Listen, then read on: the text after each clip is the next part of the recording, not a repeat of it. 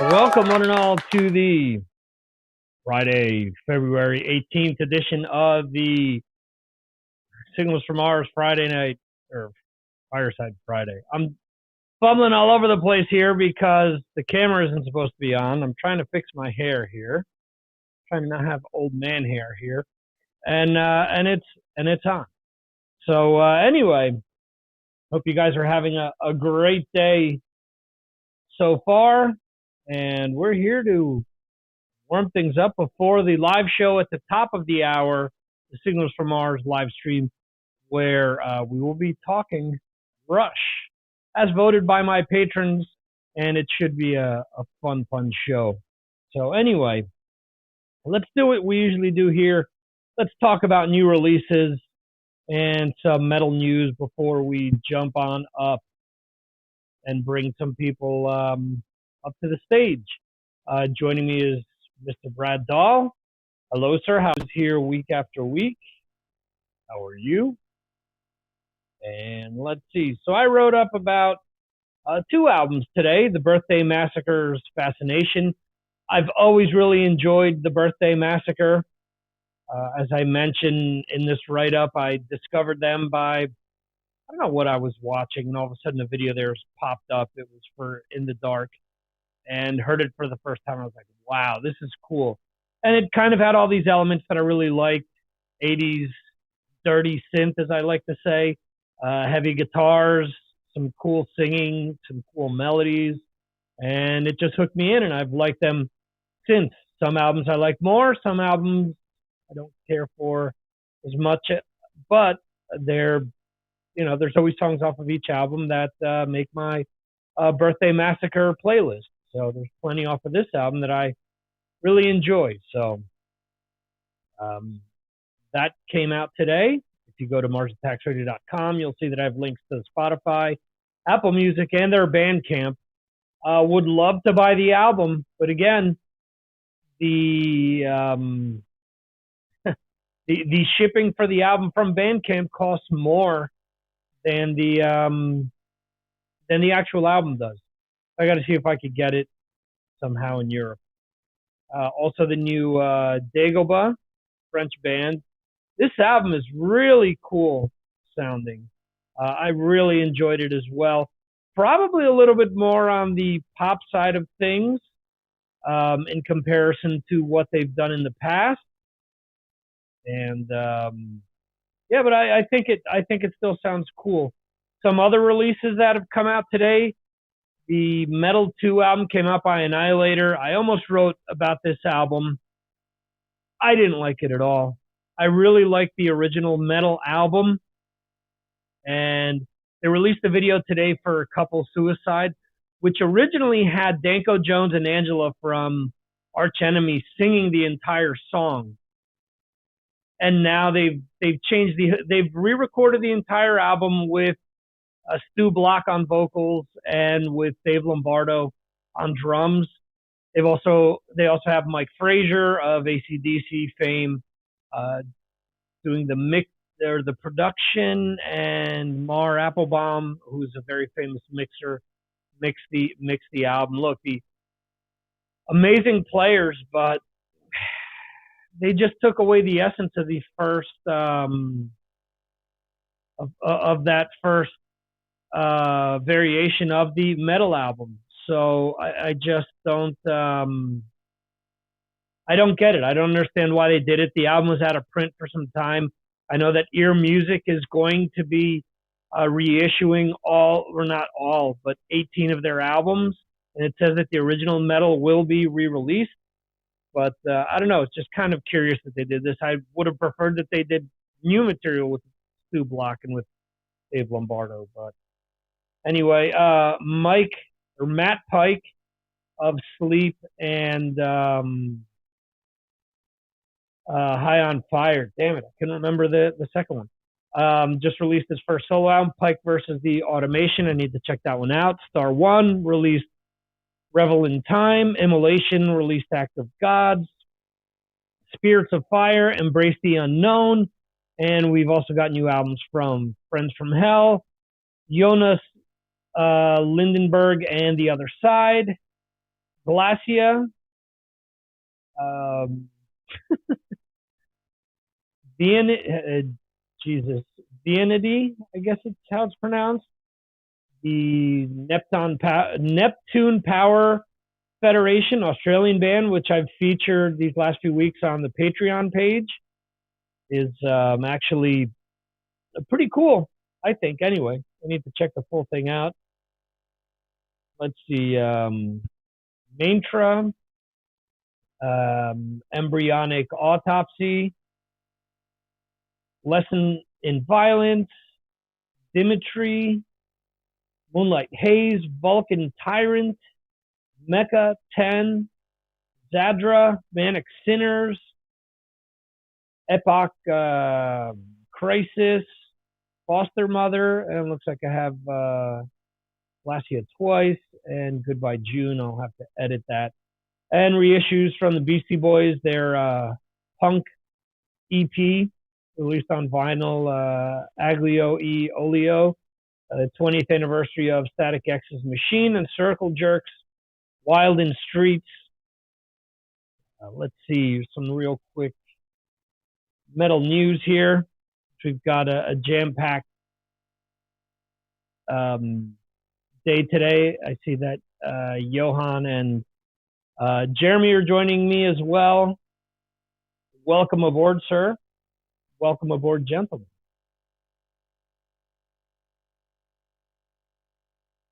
All right. Monkey from Corn. We care about how we're going to be remembered. So you should. Watch Iron Maiden's Bruce Dickinson sing an a cappella version of Stranger in a Strange Land. Not my favorite Iron Maiden album. Queensrÿche guitarist Mike Stone on his return to the band. It's been going great. Got a great voice. Former Ozzy drummer Frank Ponzier on his decision to leave. I had no control over what the band did at all. He also has a young family, so it makes sense. Was that on Talk to Me or not sure? Anyway, Ghost Tobias Funke admits he's a dictator and control freak, but claims he can work with people. Bans his vision, bans his idea. It's worked so far. Makes sense. If he brings people in as equal partners, then yeah, I get it. Black Swan featuring Jeff Pilson, Robin McCauley, Reb Beach, and Matt Starr, Generation Mind music video. Downset signs with Nuclear Blast, Slot's 6th album. Cool.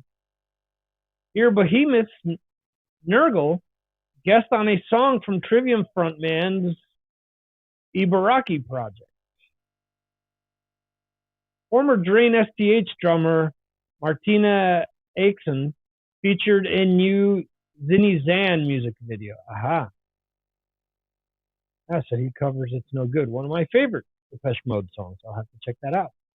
Ignite released music video for a new single this day. Interestingly enough, if you're watching the Pam and Tommy show, Eli Santana, new singer of Ignite, shows up in the latest episode posing as the bass player for Third Eye Blind. Watch pro shot video of Glenn Tipton performing Living After Midnight with Judas Priest at 2021 Bloodstock Open Air. Jeremy, they're getting a lot of mileage out of video that they shot at Bloodstock, which you witnessed. Watch Apocalyptica collaboration with Finnish rock legend Ismo Alanko on new version of Peltirumpu. I feel like Butthead when I say that. Joe Satriani releases faceless singles from the upcoming album, The Elephants of Mars. Scorpions share new song, Shining on Your Soul. The new Scorpions album is amazing. It is the best thing they have released in Savage Amusement. That's all I'll say. Comes out next week, if I'm not mistaken. And if you're an old Scorpions fan, you'll be pleased. Iron Maiden's Number of the Beast, 40th anniversary commemorative retro cassette format release announced. That's cool. Watch Anthrax's Scott Ian play Korn's Here to Stay with his 10-year-old son. It's actually pretty cool seeing this stuff, especially as a drummer, seeing his son playing all this stuff. I know this song very well, and there are different parts that are coming up, and I'm like, okay, here's the open and close hi-hat part. Oh, he nailed it. So that's awesome to see him play it. Revel Young Ian, he is just a few months older than my oldest son. So there you go. UK version of official Paradise Lost biography to be released in March. Ex-Motley Crue singer John Corabi blasts Pam and Tommy series. It is so full of bullshit, it's ridiculous. There you go. Megadeth and Lamb of God announced rescheduled Canadian shows for the Metal Tour of the Year. Troops of Doom featuring ex-Sepultura guitarist Jairo Tormentor.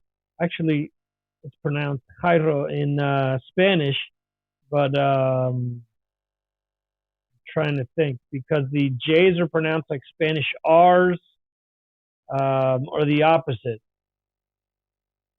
I forget. I'll have to ask somebody that I know who speaks Portuguese. But anyway, Antichrist Reborn album due in April. Spirit Box team up with Z2 Comics for haunting new graphic novel. Cool. Scorpions Rudolph Schenker says Mickey D added kick-ass new energy to the band. Telling the album. Legendary Alice Cooper manager Shep Gordon focus on latest Gibson TV's Icon. Ed Sheeran and Bring Me the Horizon released studio version of Bad Habits collaboration. Kirk Winstein admits he was not a big fan of COVID-19 vaccine, but is proud to be fully vaccinated. Annihilator share video for couple suicide featuring Angela Grosso and Danko Jones. Yeah, they're in the song for all of like 10 seconds now, so not really featuring them. Music assets of blues legend icon John Lee Hooker acquired by BMG. Slipknot. Balloon Knot shares official performance video for Chapeltown Rag. 3 Days Grace shares new song Neurotic featuring Lucas Rossi. Dave Grohl has recorded an entire new metal album. So they've done it it's Foo Fighters. I posted the video on Patreon. What few comments I have seen seem to be positive. They're releasing a horror movie called Studio 666, and they've recorded an entire soundtrack under the name of Dream Widow. And Accept Sign's worldwide deal with Napalm Records. So cool. A lot of very cool things going on here. Let's see if there's anything else that jumps out at me. Motley Crue and Def Leppard add 5 shows stadium tour. Thunder announces double album Dopamine. Amon Amarth release Ode to Epic Viking Row with new single Put Your Back Into the Ore. Watch Michael Anthony sing David Lee Roth era Van Halen classics with Sammy Hagar and The Circle. 8th annual Metallica night for the San Francisco Giants. Brian Howardell of the Perfect Circle to release solo album debut. Slash partnered with Gibson Records on the 4 album. Sounds like a match made in heaven, he says. And let's see. Let's move some of you guys up to the stage here. I welcome Mr. Brad Dahl. Hey, Victor. How are you, sir? I'm doing good. I've been awake now for about an hour, and I Awesome. took a shower so I would be fresh and ready for you guys. Well, that is awesome. Yeah. So, no night shift for us today, or are you going to be able to join us? Oh no, I finished this morning, so just did 4 nights, and it was quite busy. Crazy stuff, man. A lot of I can imagine. Yeah, a lot of wackos that should be sleeping. Well, there you go. Jeremy in Manchester, how are you, sir? Yeah, hi, Victor. Really good, really good. Just escaping the storm today because we've had some really blowy weather. My one of my fence panels went for Burton, and we've stayed in most of the day. Oh, wow. Yeah, I heard that when they were talking about the matches for the premiership for this weekend, they were saying that a few may end up getting canceled because of the wind, because they said it was going to be almost impossible to play. So I don't know if there were any games today that were canceled, or if there's supposed to be wind for the entire weekend, or what the story is. Yeah, well, there were a couple of games cancelled tonight, but they were in the division just below the Premier, the Championship. Right. And I'm not sure about tomorrow, really. I think it's going to be a little bit quieter wind-wise tomorrow. And then I think we're in for some really heavy rain on Sunday morning and maybe some more wind again. So we'll see. I'm lucky, really, because I'm sort of in the northwest, and it wasn't quite as bad as the southwest of England, which was terrible. Yeah. Awesome. So, Johan, how are you tonight? Thank you. I'm doing good. We had a storm from Jeremy come over to Sweden. So we have gotten a lot of snow today. Oh, wow. Yeah, I'm outside now, getting some fresh air. It's beautiful outside, but it's quite snowy. Wow. Yeah, we had a lot of rain. I went out for a walk, and I got to use for the first time a poncho that I bought months ago, and thankfully I wore it, because if not, I would have been drenched. Um, anyway, so we've got a special show tonight on Signals from Mars that Johan has been pushing for some time. The Rush special. Yes. Johan will what's your temperament going to be like tonight? Is it going to be okay if people pick different Rush albums? Are you fine with them picking different eras of the band, or do they have to pick specific albums? No, I'm fine. I'm just happy that we have a Rush night. So everyone's pick is going to be good. So it's actually it's a perfect night. You can't choose wrong. Everybody chooses right. There you go. I know that Jeremy has been listening to Rush all week. Are you ready to listen to something different, Jeremy? Yeah, I think it was a really good week to listen to all of the albums, but I think once I've got to the end of it, I really want to maybe play a bit of Metallica tomorrow or something and really headbang out. But I think I'd be like that with any band, though. I think if you go through their entire collection of albums, particularly with a band that's been going for so long, it's the same, isn't it? You've had enough at the end of it, but I learned a lot from it as well. I've listened to some stuff that I've not listened to before or for many years, and so that was good. Did you listen to every album? Yeah, I did. Every studio album, not every live album. I dipped into one or two live tracks, but I missed out the live stuff. That's impressive. You do your homework. Yeah, the problem is now I sort of forgot one or two because when you've listened to so many, you kind of forget bits. But I wrote down a few of the tracks that I wanted to mention later, which I sort of remember, and it was good. It was a good trip down memory lane, really, for me because they're a band that go back a long way. So without giving anything away, Yeah. before you started re-listening to all this, did you kind of already have your favorite album picked out? And Yeah. if so, did you change your mind after listening? That's a very good question because I buzzed Victor about this earlier on. I actually had a favorite album. I've always had a favorite album, and at the end of it, I was tempted to change, but I didn't. Well, I did change mine, so you did? Yeah. I mean, but as Johan says, there's no bad choice, right, Johan? Yeah, I haven't decided yet. Oh wow! Whoa! I mean, you think it's like picking your favorite child, right? Yes. You think this was hard for you guys? I took this very seriously. Yeah. My week has been.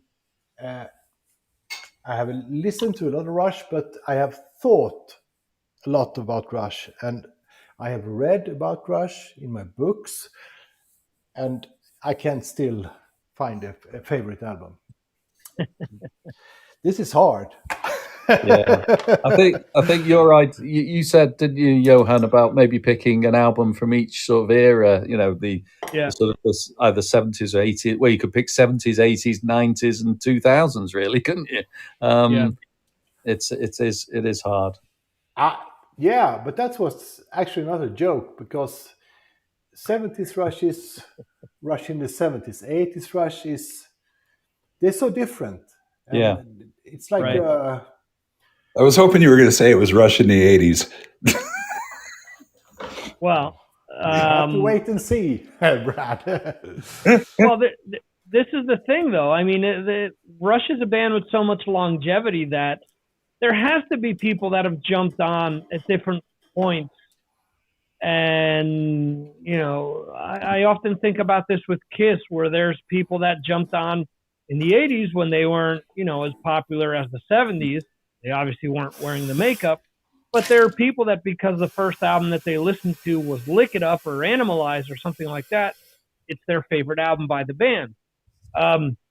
With Rush, you have to figure that a lot of their, when they hit MTV, a lot of the songs that, that became big for them were already out. It was way before that, the video age.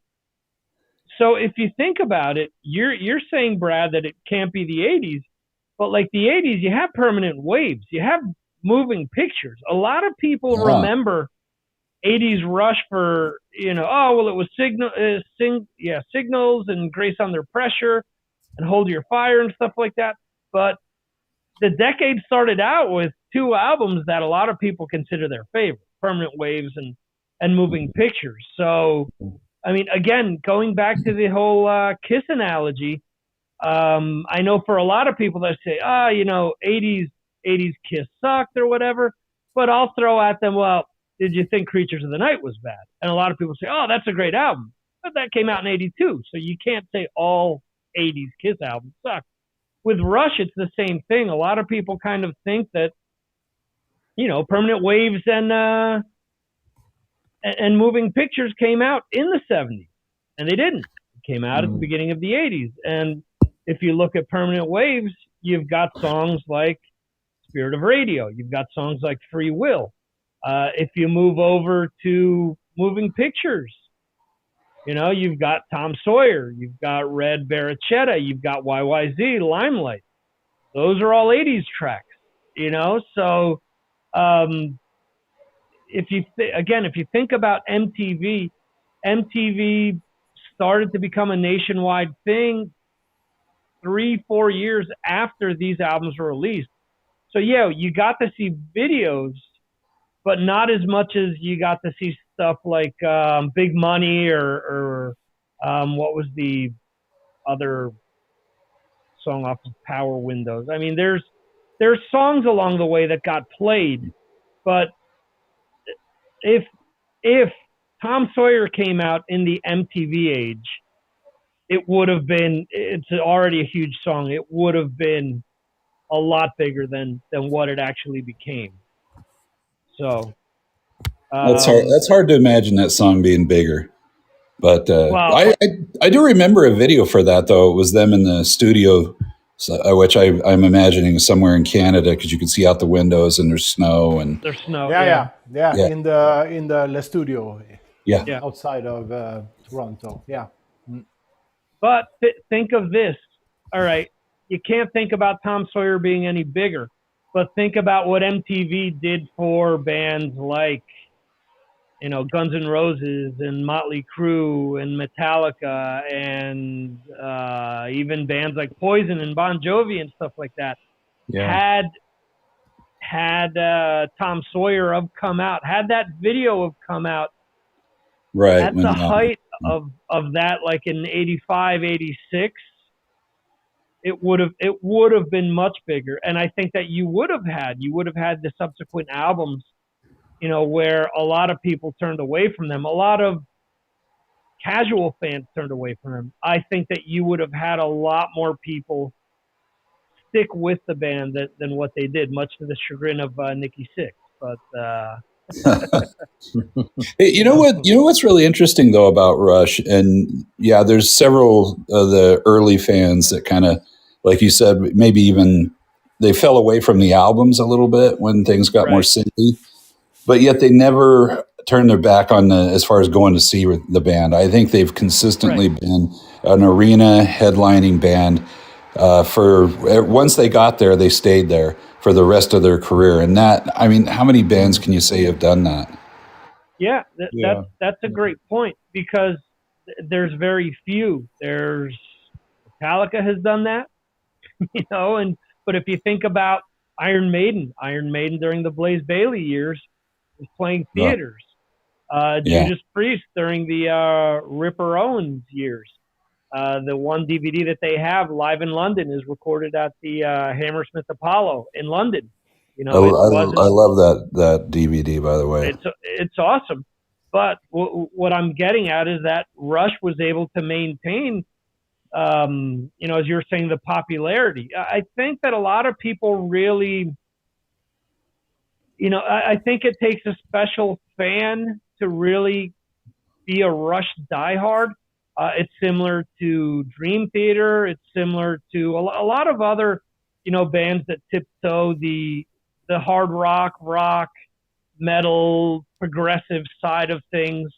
I think there's a certain fan that no matter what they've released, the fan base has been loyal. And let's face it, without Rush, you don't have a Dream Theater. You don't have, Queensryche, not to the extent that, Queensryche would have probably stayed more of a Maiden, Judas Priest type band. They wouldn't have mixed in a lot of the progressive elements that they did. And then later on, you move forward to the 2000s, where there were so many, progressive and new metal hybrids. There were the quote unquote gent bands. There's bands like Meshuggah and stuff like that, which Brad, you've talked about in the past, and where they're on the progressive side of things. And I think they all, at one point in time, if not the bands, if Rush didn't influence them directly, it was indirectly via Rush influencing bands that they were into. So I mean, one of the things that I found kind of crappy when Neil Peart passed away, they asked Steve Harris of Iron Maiden about Rush, and instead of like acknowledging what Rush did, he put out some fakakta statement saying, "Oh well, I wasn't influenced by them, so it wasn't that. We mourn his loss, but he didn't influence me that much. Bands like Wishbone Ash and Uriah Heep and UFO and The Who, these all influenced me more." And I'm thinking, instead of saying, what a unique band, what a band that did, let's be honest. Sure, King Crimson, for as much credit as they get for launching, a lot of progressive things, or ELP, they didn't reach the success that Rush did. Wasn't anywhere close to it. And again, all the different eras, as Johan is saying, that the band actually had. And that, again, as Brad pointed out, that band still followed them at the end of the day, on essentially every tour that they did. So that there's a lot to be said there. Yeah. So speaking of Dream Theater, I saw them last week. Oh, what? You did? Yeah. It was really good. I had to kind of get over my anxiety about being around a whole bunch of people for the first time in quite a while. Right. But yeah, really good show, really good set list. I thoroughly enjoyed it. What I really enjoyed was one of the guys that I was with, Ben Mayfield, incredible keyboard player. He was like a teenage girl. And he was before, like a week before the concert, he sent out this email about the songs he wanted them to play. And then then he went through and listed the songs he thought they were going to play. And he was so fired up and he was so excited, and he couldn't even stand still when I saw him before we went into the show.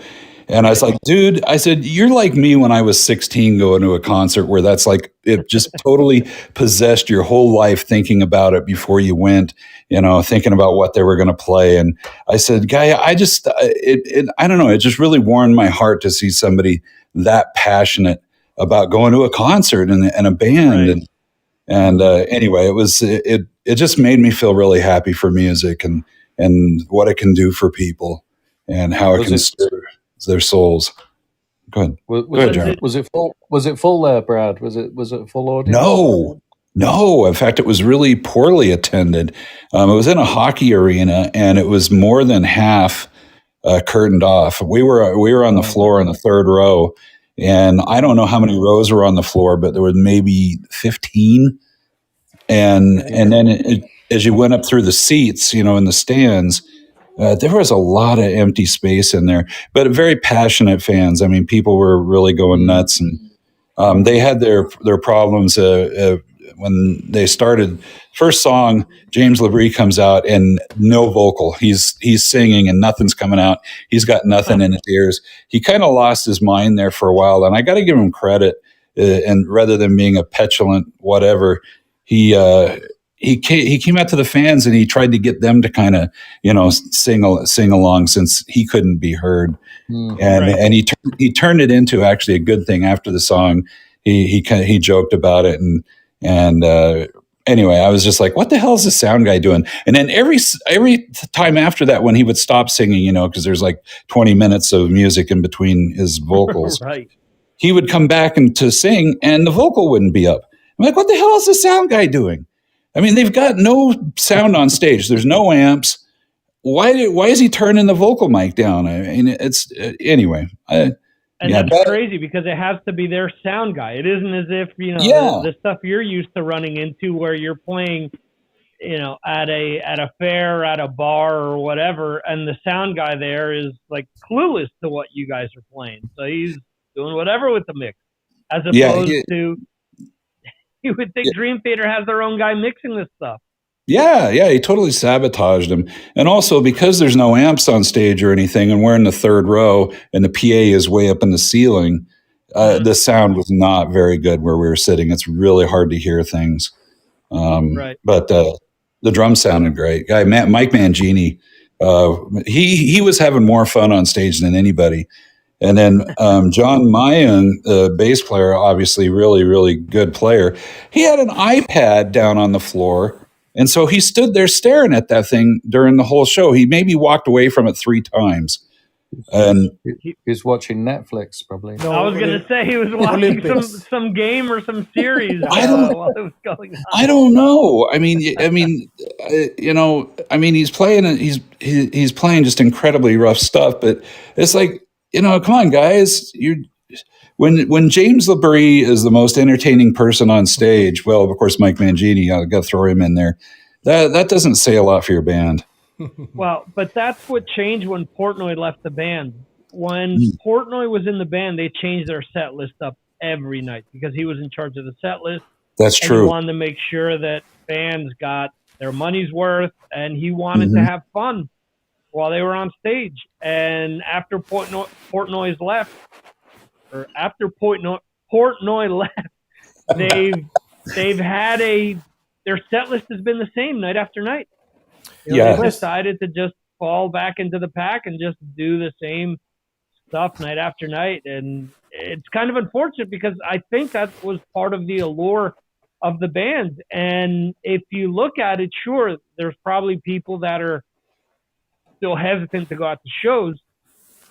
But if you have that whole, I wonder what they're playing tonight type of a deal, I think that you would have probably had more people there because, there's more of a suspense going on as to, what songs are they going to pull out tonight, as opposed to, I can go on set list FM and just find out what they've been playing the entire tour. Well, their fans are so passionate. They probably got people that travel to see multiple shows. I agree. And if that was me and it's the same show every time, I would get a little burnt on that. Yeah. Yep. I agree. Was there any support act on, Brad? Yes, there was a rather young group of Dream Theater-esque players. No vocals though. And they were really good, and they were really trying hard. But I mean, it's kind of like you guys are playing Dream Theater music that isn't Dream Theater music, and it made me feel like, I like the days when we could mix it up, where the opening band didn't have to sound like the headlining band. You could have bands that were different playing on the same bill. But now I kind of feel like the music business has pushed it in. It's like, we got to fit everybody together and make sure the opening band sounds like whatever. Yeah. Yeah. The problem is they got flagged a lot. Again, Portnoy was in charge of the support acts. A lot of the bands that he brought on were bands that a lot of people felt didn't mesh well because they were more of, a mix of progressive with more modern sounding things, or, some of the bands that I kind of alluded to. You know, they like the Meshuggahs and Protest the Hero and Periphery and stuff like that, where it's stuff that's a lot more detuned. It's a lot, you know, it's still progressive, but it's, you know, guttural vocals and it's different. So if you're not into that stuff, and again, people that are into those bands are very dedicated to them. So a lot of people didn't want to mix, you know, more modern sounding progressive metal with classic sounding progressive metal. So I think that they've tried to make bands kind of morph it into what they're doing. And at the end of the day, you know, it's something that I talk about often. If I hear a power metal band that I think is copying Halloween, a lot of times it just makes me want to go back and listen to classic Halloween albums to be like, okay, this is how it should be done, not what these guys are doing. And it's not that every band is like that, but sometimes it's just such a carbon copy that you just want to listen to what they're copying to kind of clean your palate, I guess. Yeah. You know, hey, and let's take this back to Rush for a second. One thing that I really enjoyed about them in their later years is that they didn't have a warm-up band. It was an evening of Rush. I mean, and they played two sets. And I love that. I have so much respect for them for doing that. I mean, 3 hours of music, and it's not easy. It's not like sit back James Taylor kind of stuff. I mean, these guys are out there, especially Neil Peart. I mean, they're playing their asses off for 3 hours, and they're not missing a step either. And they're giving the fans, they know it's their fans, and it's like, you know, that's what you want from a headlining band. You don't want Ozzy coming out there and doing an hour and 10 minutes. Because and then he's not, you know, he's barely singing through most of the stuff, and it's but it depends on the band, doesn't it? Because some bands are bigger than others, and Rush are a band which can go out and just sell tickets based on them, and so they can do a set on their own. But some bands can't anymore. I mean, we've seen this with Priest on tour, with, you know, even Def Leppard, those sort of bands. Whitesnake are going out with two other big bands.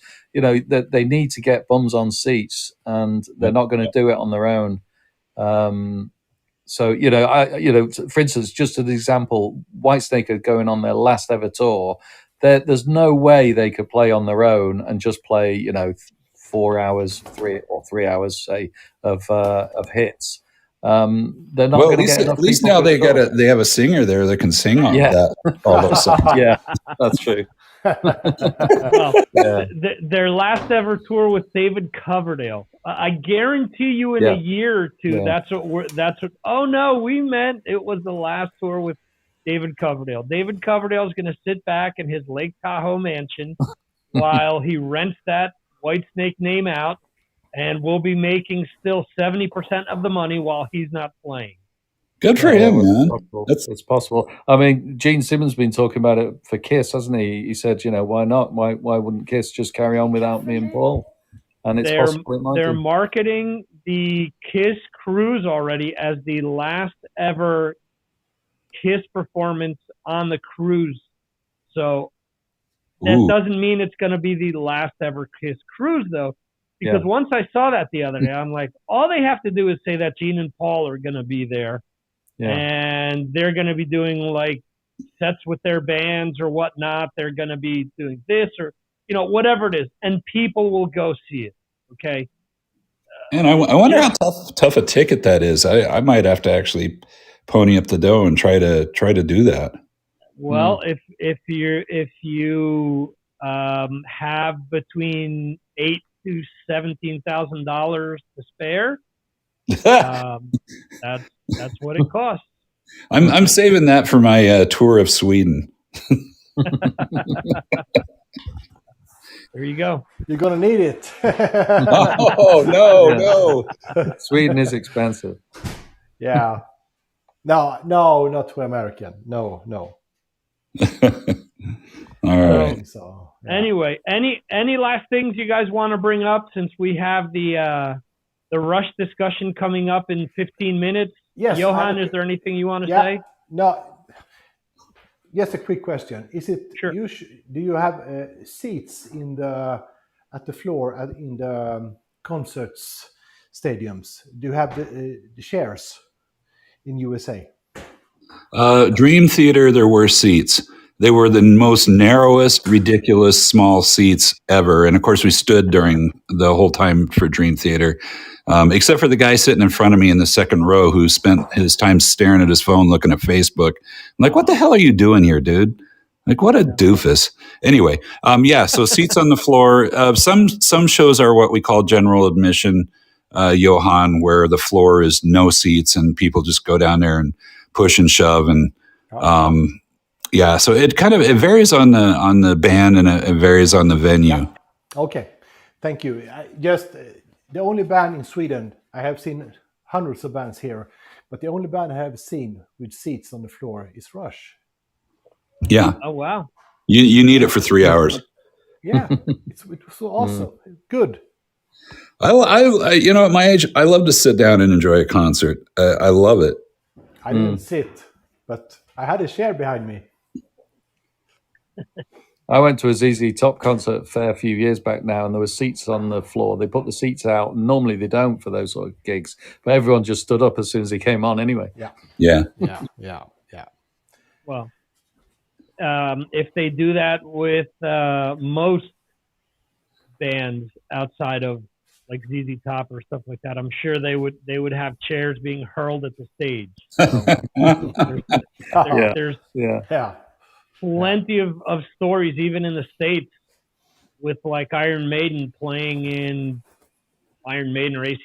playing in like Madison Square Garden, where as soon as they hit the stage, the seats, the foldable chairs just started flying everywhere because people just wanted to rush the stage. So chairs were being thrown at the stage, at the sides, everywhere, so that people could get to the front. It ends up being more of a hazard in these cases than it is, than it helps. I understand if they're playing in a venue where the seats are, attached to the floor, but with a bunch of rowdy fans, you're asking for trouble if you're providing, objects that can be thrown, basically.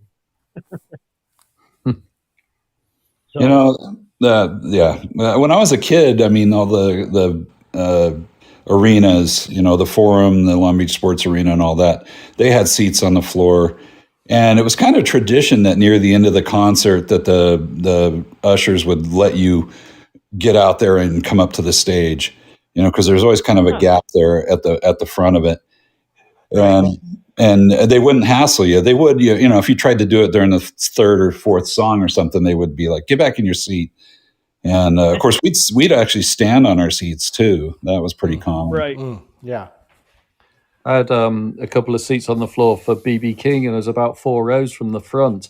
But the greatest thing was that he was being supported by Gary Moore. So I was basically just sitting 4 rows away from Gary Moore, just watching him play some blues, and it was just an incredible evening. I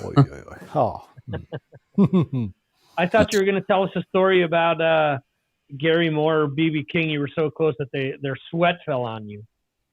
Not quite. I did shake BB King's hand once, in London. I was at the Queen Elizabeth Hall, and right at the end of the show, he came to the front, and I saw a couple of people sort of rush out into the aisles to go down to the front. So I just went and I ran all the way down to the front, and he put his hand out. He was throwing out some picks, some plectrums at the end, and I grabbed his hand and shook it. Oh wow. That's awesome. That's fantastic, man.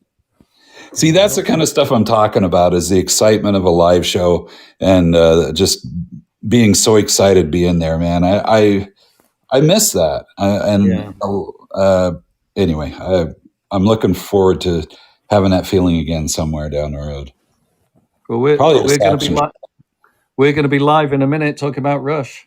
Yep. Okay. Yes, absolutely. In roughly 10 minutes, we'll be talking about Rush. Just go to essentially MarsAttacksRadio.com. You'll find all of the great platforms where you can follow the discussion live. You can chime in via the chat. And the 4 of us, plus a bunch of other patrons, will be jumping on in, discussing their favorite Rush albums, how they got turned on to Rush, and any Rush concert experience. So should be a lot of fun. Join us at the top of the hour. It's been a lot of fun. Thank you, gentlemen, for being here again this week. It was great. We are spanning the globe once again. Jeremy in the UK, Johan in Sweden, and Brad in Utah, and myself in Spain. But anyway, thanks to Dave, who was in the chat for some time. Woody was in here again, as he is every week. And